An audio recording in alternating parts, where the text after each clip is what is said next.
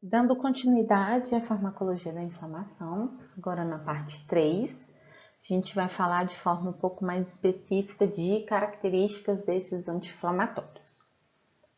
Então, a gente já viu que existem vários anti-inflamatórios, são diferenciados pela estrutura química, e essa estrutura química, ela acaba gerando uma diversidade em termos de efeitos farmacológicos. Então, mecanismo de ação, todos iguais.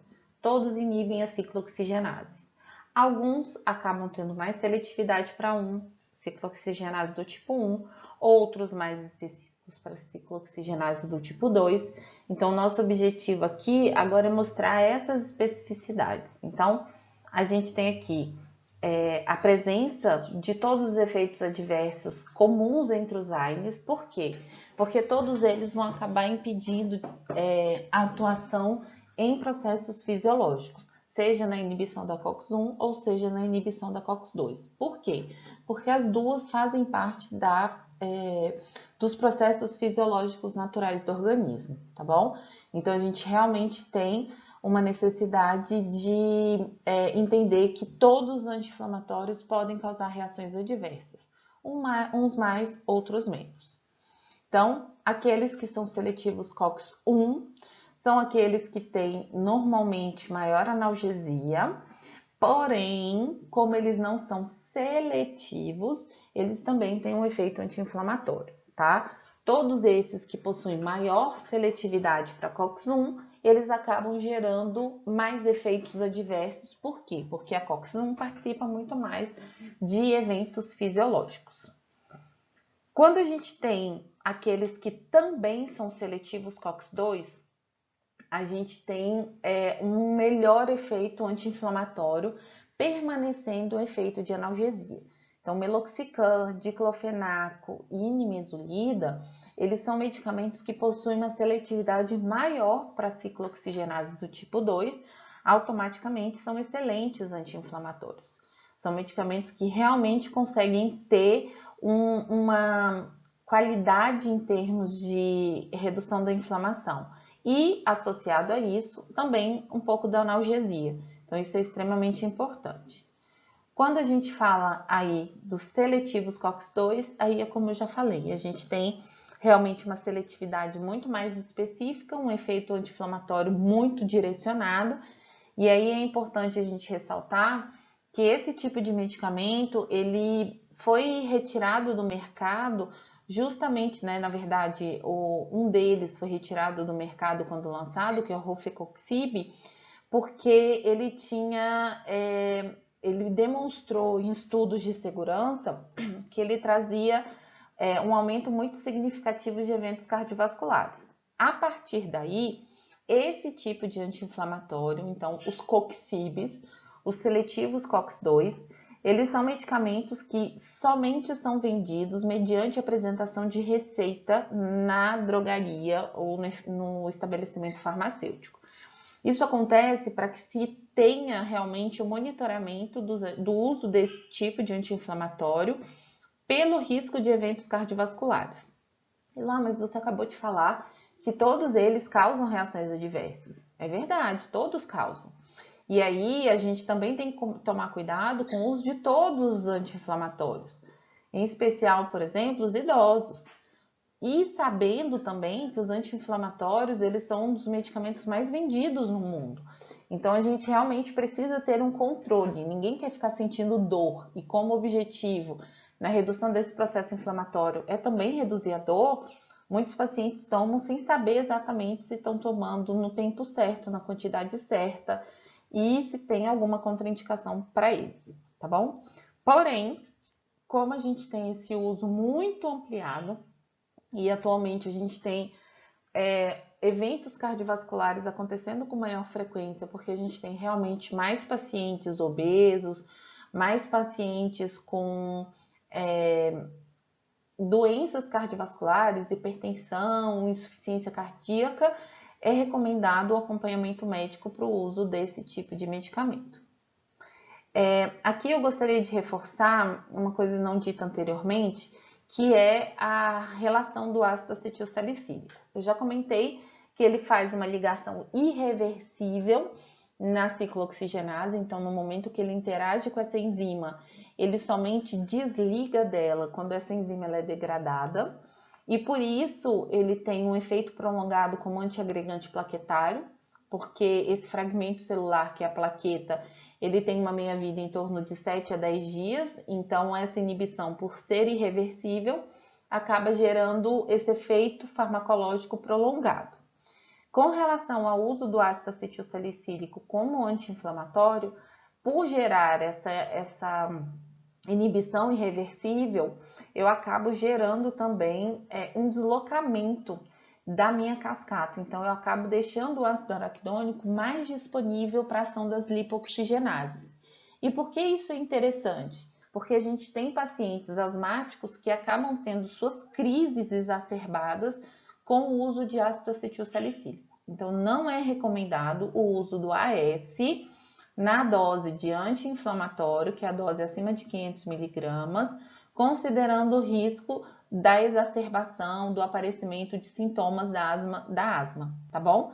Então, por que isso acontece? E não acontece com outros anti-inflamatórios? Porque existe um deslocamento por essa inibição irreversível.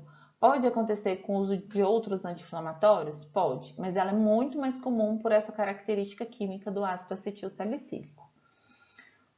Continuando, a gente fala em relação às associações que a gente já tinha comentado. Em termos de estrutura química, a gente tem algumas semelhanças, algumas classes que foram desenvolvidas a partir de um protótipo específico, por uma ação já encontrada. Então, por exemplo, no salicilatos, a gente tem o ácido acetilsalicílico, ele é derivado de uma planta. Então, foi a partir daí que foram desenvolvidos os outros diversos anti-inflamatórios não esteroidais. E por fim, a gente lembrar que cada um também tem uma meia-vida plasmática. O que isso quer dizer? Que cada um deles tem tempos de ação diferente. A gente tem efeitos farmacológicos prolongados. Então, quando se tem por objetivo a inibição da inflamação, do processo álgico, naquele paciente, e pensando em uso, pensando em adesão, quanto mais fácil a forma de se utilizar, melhor. Então, a gente tem fármacos aí que podem ser administrados de 1 a 2 vezes ao dia, favorecendo um efeito, a utilização adequada desses medicamentos.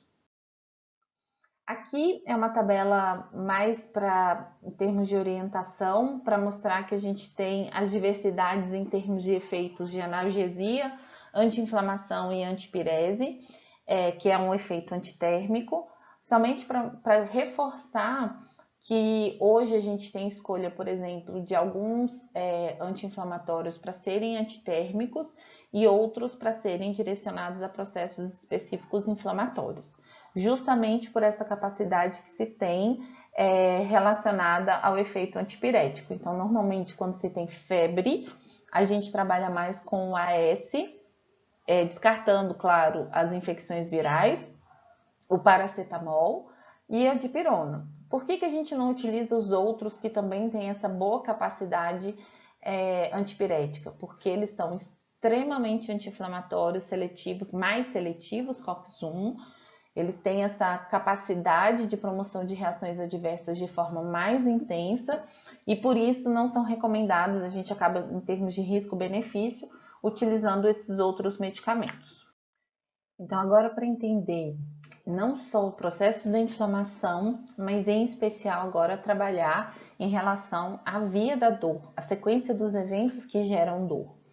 Então, é importante observar aqui a presença da lesão, do estímulo de nossos receptores, e quando esses nossos receptores eles são ativados, a gente tem uma cascata, uma via toda que conduz a informação até ser percebida como dor. Então, entender como funciona esse processo é conseguir, de certa forma, entender como funciona um anti-inflamatório como analgésico ou também direcionar outros medicamentos para serem analgésicos. Então, aqui a gente observa que no momento que eu tenho uma lesão, então é estímulo de nossos receptores, eu tenho, ao ativar esses receptores, eu tenho toda uma geração de um potencial de ação para ser entendido no sistema nervoso central. Porém, a gente tem aqui a presença de sensibilizadores que geram justamente um aumento nesse potencial de ação. E tá aqui a prostaglandina, bradicinina, existem outros também, tá? Mas em especial a gente fala aqui da prostaglandina justamente por ser o mediador, por ser a substância que os anti-inflamatórios não esteroidais eles agem. Então aqui a gente tem as prostaglandinas como sensibilizadores e ao sensibilizar a gente acaba tendo um aumento da sensação de dor. Então quando você tem um processo de lesão, no momento daquela lesão o paciente ele sente a dor. Conforme esse tempo vai passando e esse processo inflamatório naquele local ele é produzido e aí liberado as prostaglandinas, a dor ela aumenta.